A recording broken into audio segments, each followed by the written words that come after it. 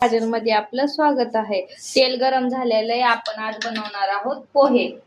बघू शकतात पोह्यासाठी मी बटाटा, वाटाणा, टमाटर, कोथिंबीर, कांदा, मिरची इत्यादी घेतलेले। आता मोहरी टाकून घेऊया, त्यानंतर जिरं। तेलात मी शेंगदाणे तळून घेतलेले आहेत, त्याच्यात आपण बटाटा टाकून घेऊ आणि वाटाणा धुवून ठेवलेले सगळं हे।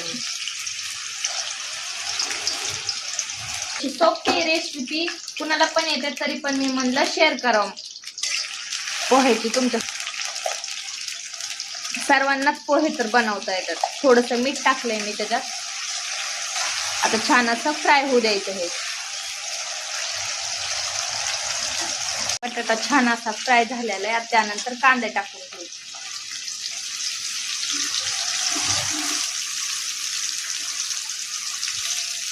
कधी पण पोहे बनवताना थोडेसे जास्त कांदे कापायचे,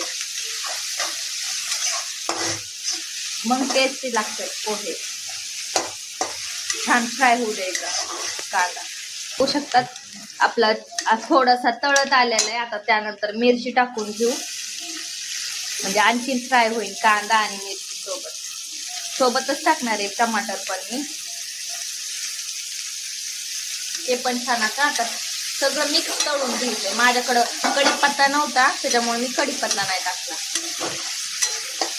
असं छान तळून घ्यायचं। त्यानंतर हळद टाकू,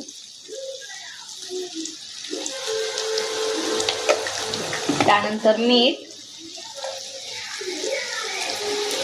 आधी थोडस टाकलेलं आहे शिजण्यामुळं बटाटा आणि वाटाणा, त्यात थोडं आणखी छान असे तळून घेतलेत। बघू शकता सालपट निघतंय शेंगदाण्याचं, क्रिस्पी झालेत।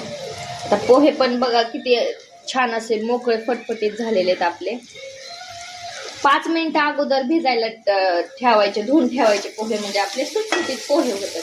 त्याला तर मिक्स करून घेऊ। बघू शकता आपले असे सुटसुटीत असे झालेले आहेत पोहे। चला तर चहा सोबत घेऊया पोहे आणि चहा।